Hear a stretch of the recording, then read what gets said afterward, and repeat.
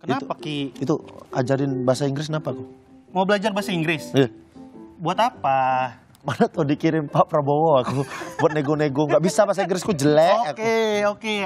Walaupun agak mustahil tapi kita coba belajar ya. Coba aja dulu, Oke. kan nggak ada yang tahu. Ini dari huruf R nih. Rich.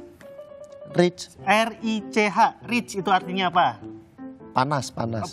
Bukan. Jadi apa Rich? Rich itu kaya. Oh itu agak jauh dari aku makanya nggak tahu. Bukan dari Ricis. Beda. Beda. Rich itu. Kalau rich itu kaya, ricis itu YouTuber. Oh, jadi kalau Ria Ricis jadi artinya YouTuber kaya. Kaya.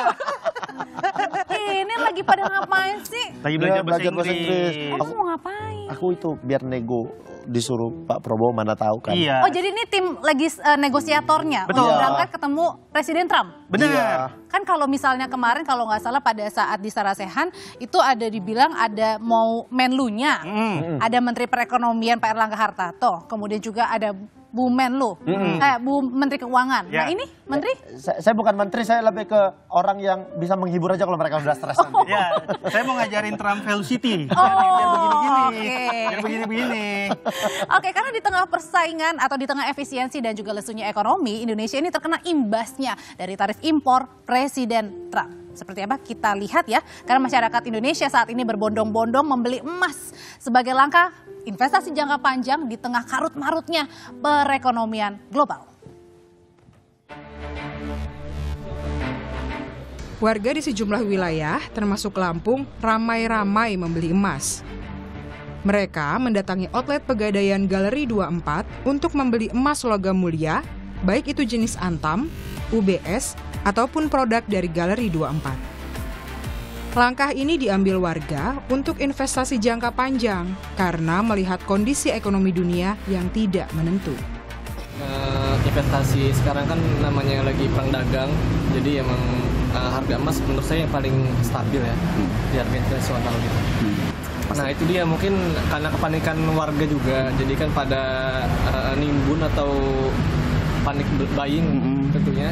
Jadi ya stok dari galeri juga nggak penuh, nggak memenuhi buat kuota yang beli.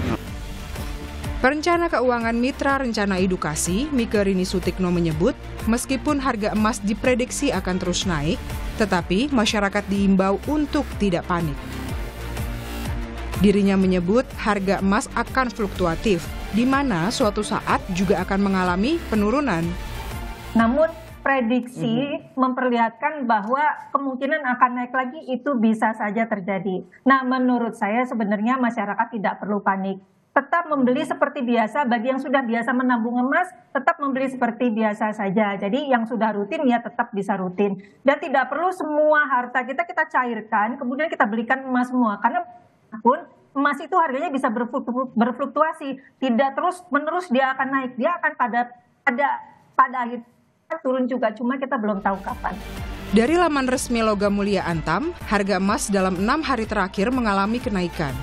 Harga emas 1 gram pada hari Senin 7 April 2025 senilai Rp1.758.000 dan sempat mengalami penurunan di tanggal 8, yakni menjadi Rp1.754.000. Namun, harga emas di tanggal 9 April 2025 kembali naik menjadi Rp1.812.000. Harga emas terus beranjak naik hingga menembus angka Rp1.904.000 pada hari Sabtu ini. Sementara itu, sejumlah langkah telah dilakukan pemerintah Indonesia dalam menghadapi perang dagang Amerika dan Tiongkok yang berimbas pada perekonomian global. Presiden Prabowo mengaku sudah berkomunikasi dan meminta waktu untuk bertemu dengan Presiden Amerika Serikat Donald Trump untuk membahas tarif dagang yang dikeluarkannya. And we like to be friends of both sides. We respect all countries. We consider China a good friend of ours. We consider the United States also a good friend. So we want to be the bridge. So you want to cut the economic cooperation with China due to the US impossible. pressure? Impossible. Impossible. Thank you for your answer. Thank you. China is already too close with Indonesia. Yeah. Ada rencana bertemu dengan Trump, Pak? Kapan, Pak? Saya sudah minta waktu, mudah-mudahan. Ya. Pasang surut harga emas di tengah gejolak ekonomi dipicu oleh perang dagang Presiden Amerika Serikat Donald Trump yang masih terus berlangsung. Lantas, apakah membeli emas di momen ini adalah saat yang tepat? Tim Liputan, Kompas TV. Nah, buat membahas lebih dalam soal apa saja dampak tarif Trump di Indonesia, terlebih lagi di kehidupan kita yang banyak di mana-mana ini ya, ngantri emas. Sekarang sudah bergabung bersama kami ada Yuda Keling Komika yang juga sekarang ini sering bahas soal investasi saham. Berarti bilangnya apa nih? Ekonom junior. Oh, Ekonomi junior. Kan sebutannya. biasanya kayak ada ekonom senior nih, ekonom junior. iya, Ekonomi masuk. junior, oke. Ada juga Mas Safir Senduk ini perencana keuangan. Malam Mas Safir. Malam, selamat malam. Selamat malam. Selamat malam Mas Safir. Mas Yuda selamat malam. Komika yang sudah membranding dirinya sebagai seorang Ekonom junior. Luar Kita biasa tanya dulu sekali. kepada ekonom junior gimana? Melihat dari kondisi keuangan Indonesia saat ini, Berat banget. kita harus seperti apa ini mengkondisikan diri kita untuk mengatur kehidupan kita? Oke.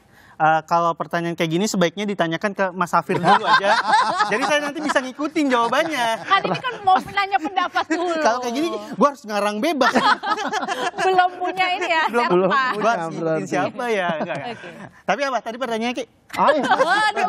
Ya, ini gimana kita melihat kalau dilihat dari mungkin memang banyak anak-anak muda yang mulai peduli sama ekonomisme segala macam. Tapi di Komika sendiri, Ya. kau tuh mulai kita tuh pada tahu bahwasannya Yuda ini sekarang pemerhati ekonomi. Oke. Jadi melihat kondisi saat ini, kita sebagai seorang komedian, komika yang secara pekerjaan tidak ada gaji bulanan, seperti apa kita harus menyikapi kondisi saat ini?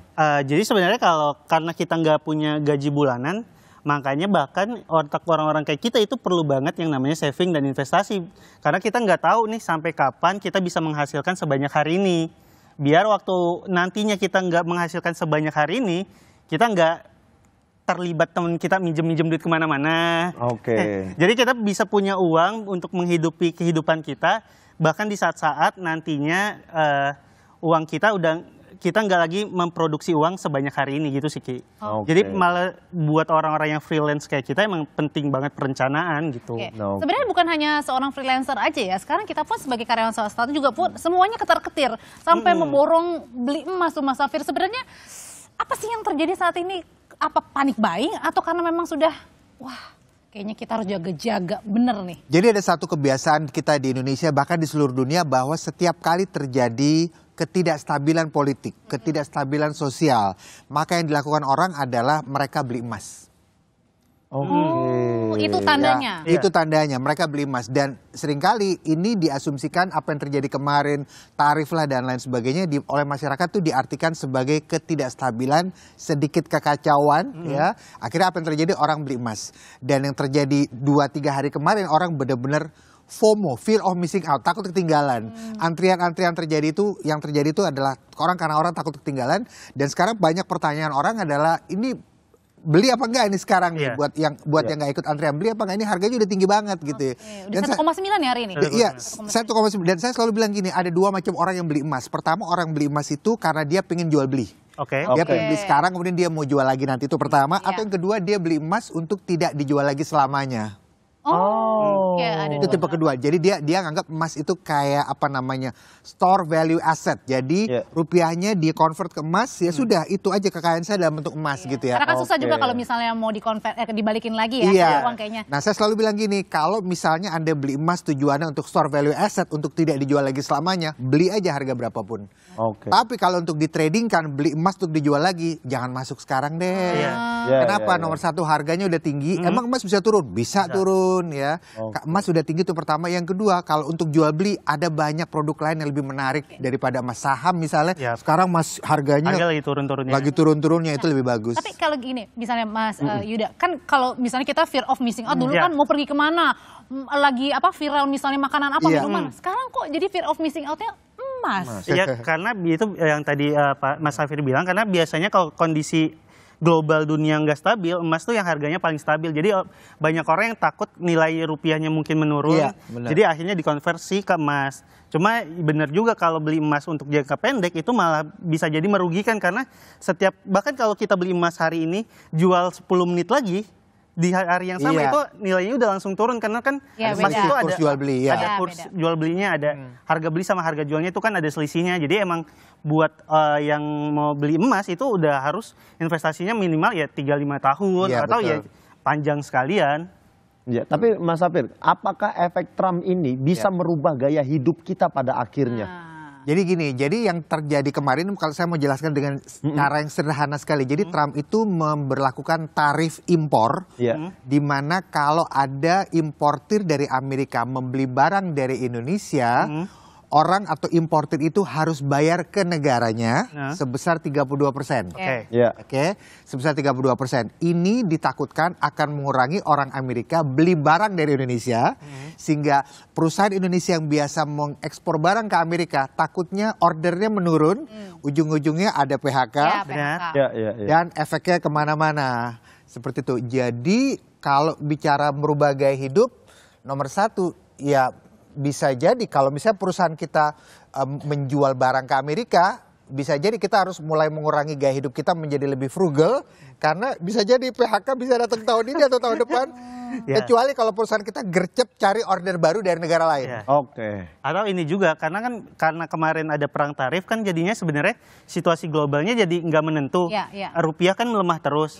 Kalau rupiah makin lama makin melemah itu kan artinya untuk banyak produk harganya akan meningkat di sini. Kayak misal bahkan untuk jangankan ngomongin sepatu atau barang elektronik yang memang diimpor dari luar, tapi kayak tempe itu kan kedelainya dari impor juga. Jadi bisa jadi gaya hidupnya berubah karena cost produksinya akan jadi jauh lebih mahal, harga ke konsumennya jadi jauh lebih mahal juga. Dan satu lagi Audrey, ketika orang Amerika mengurangi beli barang dari Indonesia, maka dolar yang masuk ke Indonesia akan jadi lebih sedikit.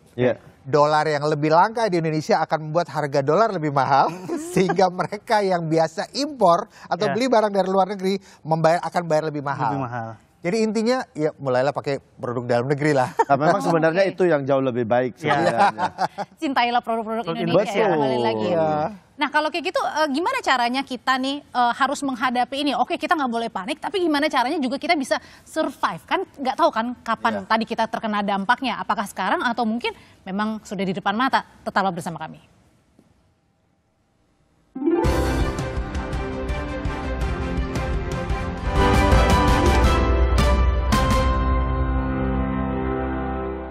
Pertanyaan aku sebelumnya atau pertanyaan saya sebelumnya, kita harus bagaimana nih? Harus hidup lifestyle seperti apa? Karena gini, kalau biasanya Mas Oki ya ada handphone baru, semuanya ramai berbondong-bondong. Sekarang tuh di media sepatu baru semuanya ngantri. Sekarang di media sosial justru mempertanyakan siapa yang berani beli handphone seharga puluhan juta. Justru malah dinyinyirin. Berani. Iya. Jadi nomor satu, COVID kemarin itu kalau aku bilang sih itu bikin orang jadi lebih nyadar tentang pentingnya melihat atau mengubah gaya hidup mereka menjadi lebih benar. Termasuk soal keuangan. Iya, benar sih. Nomor satu, tidak lagi sembarangan beli hanya karena kita punya duit. Itu pertama. Nomor dua, lebih hati-hati lagi ngambil sesuatu apapun yang kredit jangka panjang. Saya tidak ada masalah dengan perbankan, banyak teman-teman perbankan, teman saya juga. Tapi harus diakui produk kredit jangka panjang itu agak berbahaya kalau dalam kondisi seperti sekarang. Contohnya beli rumah. Apapun itu apapun itu. Dan aduh, deg-degan nih saya. Mau beli apa Mas Oki? Ngomongin rumah tuh barusan, aduh. Apalagi kalau misalnya kita seorang penghasilan freelancer gitu. Atau kita seorang karyawan sekalipun, mungkin kita lagi happy-happy sekarang, tapi kita nggak ada yang tahu. Nggak juga sih tahun depan bisa jadi kita di PHK. Dan kenapa produk kredit itu kita harus lebih berhati-hati gitu ya? Karena yang namanya produk kredit di perbankan atau di pembiayaan gitu, kalau dia belum lunas dia belum jadi milik. Sementara kalau misalnya rumah, kalau kamu beli tanah gitu ya, ada uangnya buat beli tanah, ya beli tanah dulu gitu ya. Belum punya uang untuk bangun, toh tanahnya jadi milik kamu gitu. Tapi kalau kamu produk kredit, kalau kamu dari 15 tahun, kamu sudah bayar 12 tahun, kurang 3 tahun, kamu nggak bisa bilang ke bank bahwa kurang 3 tahun nih, boleh nggak? Nggak bisa, belum jadi milik gitu. Jadi please hati-hati. Saya boleh ngubungin istri saya sekarang juga nggak? Udah kandung, udah terlanjur. Tapi berarti nggak boleh, cuma hati-hati lah. Mulai pada akhirnya jadi harus memperhitungkan dengan baik. Betul. Apapun itu. Kalau memang bisa ya silahkan. Tapi dengan perhitungan yang matang Betul. dan nggak boleh yang langsung ini ada uang nih, Permata. udah nih ayo Iya, gitu. Kayak iya, betul, betul. Kalau kayak gitu Mas Yuda, bisa nggak sih kita bilang kalau dulu kan pandemi COVID ya, ini karena masalah kesehatan Iya. gitu ya. Nah bisa dibilang nggak ini merupakan ya apa ya, bukan COVID tapi kayak semacam ya pandemi dalam artian yang lain nih, harus kita aware banget nih saat ini ngitung-ngitungnya. Kenapa sekarang perlu banget ngitung-ngitung, karena emang ketidakpastiannya tuh lagi tinggi-tingginya, bahkan Iya. untuk pekerjaan yang dianggap pasti banget kayak pegawai negeri sipil itu kan sekarang udah banyak deg-degannya. Iya, iya. Bahkan untuk Iya. pegawai pemerintahan aja udah nggak dapat kepastian itu. Jadi kenapa pentingnya tuh gara-gara kepastiannya itu sekarang kita lagi nggak dapat di mana-mana nih. Soal konsumsi juga lagi menurun. Iya. Terus industri kan kita bisa lihat mungkin teman-teman yang dari pertelevisian atau radio banyak industri yang mati juga. Jadi kenapa kita perlu berhati-hati, karena memang kondisi Ketidakpastian, ya. ekonomi kita sekarang ini lagi banyak ketidakpastiannya itu. Terus kita harus ngapain dong? Iya. Harus. Apa di rumah aja gitu? Benar, masa anak-anak muda di rumah di luar sana kan juga pengen tahu nih harus seperti apa hadapinya.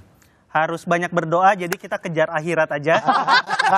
Itu benar Waduh, Mas, itu benar. itu benar, sangat benar. Tapi kan kita juga butuh hidup. Nah, masa kita di rumah aja gitu ya? Iya. Enggak, tapi yang paling perlu dilakuin adalah untuk mengurangi hal-hal konsumtif. Kalaupun mau beli barang, kalau bisa jangan impulsif, karena pembelian impulsif itu biasanya diakhiri dengan penyesalan. Oh.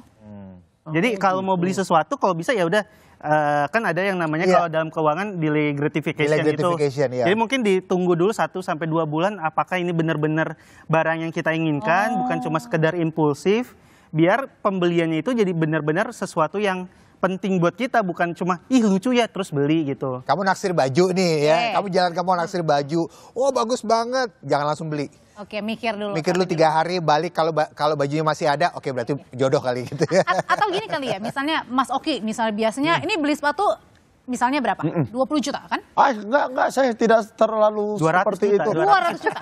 200 juta. Ini 250. Misalkan katakan ratusan Iya, juta iya, gitu iya. ya Mas Safir. Apakah kita harus yaudahlah jangan misalnya 250 juta Iya. atau 2.500.000. Iya. Yaudahlah nolnya digelindingin aja. Jadi gini, pandemi kemarin mengajarkan kita untuk bisa melakukan efisiensi dan Iya. punya keahlian dalam Tapi melakukan nampaknya kita lupa efisiensi. sekarang. Nah, cuma efisiensi itu ada berbagai macam cara. Salah satu caranya adalah nomor 1 adalah pertimbangkan. Ada beberapa barang yang mungkin bisa dipertimbangkan tidak beli baru, tapi beli second. Oh. Iya. Ya kenapa? Karena terutama ketika kita beli baru tersebut, dia sudah pasti dia menurun misalnya. Ya, ini saya kasih contoh nih. Kayak mobil dong kayak gitu. Ya saya kasih contoh misalnya buat yang seneng jam tangan Iya. gitu ya. Beberapa merek tertentu ketika kita beli udah pasti dia nilainya turun. Ya udah beli second aja. Oke. Beli second aja. Toh ketika kita beli baru dia turun juga kan seperti Iya. itu. Kita akan jadi second juga misalnya. Atau yang kedua misalnya pada beberapa kasus misalnya kendaraan pada beberapa kasus 1-2 tahun masih oke. Yang umur 1-2 tahun masih oke. Tentunya sekali lagi lihat mesin segala macam. Iya. Itu cara pertama melakukan efisiensi. Mungkin dipertimbangkan untuk tidak beli baru tapi second, itu yang pertama. Yang kedua adalah ini dia. Pertimbangkan mungkin untuk beli bukan yang versi terbaru tapi versi sebelumnya. Contoh misalnya HP merek tertentu misalnya Iya, kekinian. Angka berapa gitu. Ya udah beli baru, jangan beli. Mungkin kita tidak mau beli second tapi beli yang keluaran 2-3 tahun lalu. Oke. Mungkin pembelaannya gini, tapi kan yang tahun sekarang kan Iya. kamera lebih bagus. Pertanyaannya emang mau motret apaan sih? Emang mau dipotret kamu mau cetak billboard gede-gede kan? Enggak. Gengsi. Tuh, nih istriku denger tuh. Nah ya, saya bukan ngatain istri saya. Aduh, kelewatan nih saya. Tapi kalau, nah itu kan tadi berbicara Iya. soal keuangan. Nah kalau yang buat pekerja ataupun freelancer ataupun Iya. karyawan satu, apakah kita harus mencoba sesuatu yang baru? Balik lagi kayak ke pandemi. Oh, saya belum tentu bisa masak, totonya saya bisa Iya. nih. Ada sebenarnya kan kalau itu pilihannya dua, entah mengurangi gaya hidup kita atau memperbanyak penghasilan biar kalaupun gaya hidupnya nggak menurun, Iya. tetap bisa Kita dapat penghasilan dari penghasilannya tambahan yang lain. gitu. kayak Ya itu begitu. yang kayak tadi diceritakan kan soal pandemi nggak bisa masak, jadi akhirnya bisa masak. Cuma masalahnya sekarang kalau semua orang masak, yang belinya siapa Oh nih? iya juga yang ya. kan yang lagi bermasak Iya, kita iya. adalah semua mungkin waktu Ramadan lihat yang dagang kok banyak banget Iya, ya. katanya. Tapi yang beli dikit-dikit gitu. Ini pertanyaan mungkin terakhir di luar pembahasan kita ini semua. Yuda sangat bertransformasi jadi seorang pakar ekonom saat ini. Sering menyinggung juga. Yuda pernah dapat telepon atau saya sering dihubungi sama nomor yang nggak dikenal sekarang. Untuk minta pinjaman. Untuk minta pinjaman. Mudah-mudahan kita bisa mengatur gaya hidup kita di tengah kondisi yang lagi tidak stabil saat ini, supaya kita bisa tahu bahwasannya kita masih bisa hidup untuk beberapa tahun ke depan lagi dengan kondisi yang stabil untuk keluarga kita. Amin. Terima kasih Mas Afif. Terima kasih. Terima kasih Mas Oki. Iya, kita tutup dulu. Ya, terima kasih. Silakan Laundry.